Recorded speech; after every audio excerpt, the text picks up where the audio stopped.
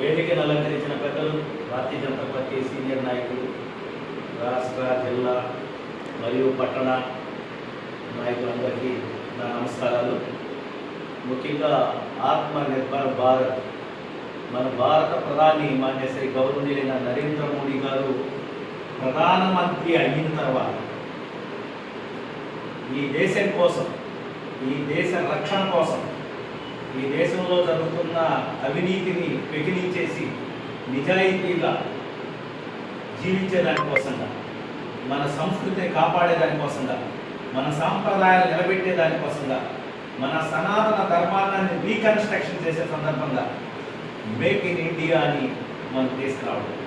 అంటే మనం ఎప్పుడూ కూడా విదేశాల మీద ఆధారపడి వాళ్ళు తయారు చేసిన వస్తువులు తీసుకొచ్చుకొని మనం అనుభవిస్తూ, మనం వాళ్ళకి సుంకాలు పడుతూ, మనం అనేక రకాలుగా నష్టపోతూ ఉన్న సందర్భంలో మన భారత ప్రధాని నరేంద్ర మోడీ గారు విదేశీ వస్తువుల్ని బహిష్కరించేదానికి కూడా ఒక సందర్భంలో పిలుపునివ్వడం జరిగింది.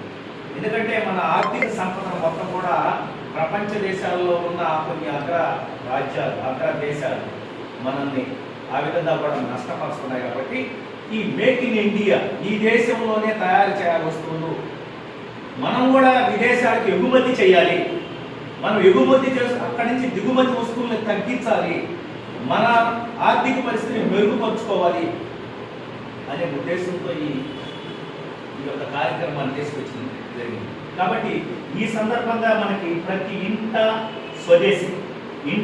స్వదేశీ అనే ఒక ఆత్మనిర్భర కార్యక్రమాన్ని తీసుకురావాలి. ఈ సందర్భంగా భారతదేశం మొత్తం కూడా ఈరోజు ఈ కార్యక్రమాన్ని తీసుకున్నారు. దానిలో భాగంగా మన ఆంధ్రప్రదేశ్లో కూడా ఈ యొక్క కార్యక్రమాన్ని చేపట్టడం జరిగింది.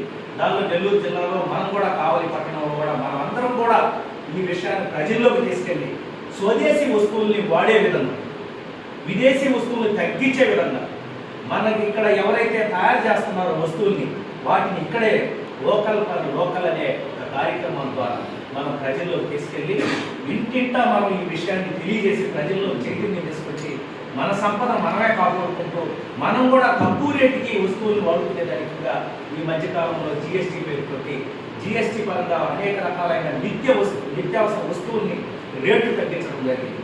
ఎలక్ట్రానిక్ వస్తువుల్ని రేట్లు తగ్గించడం జరిగింది.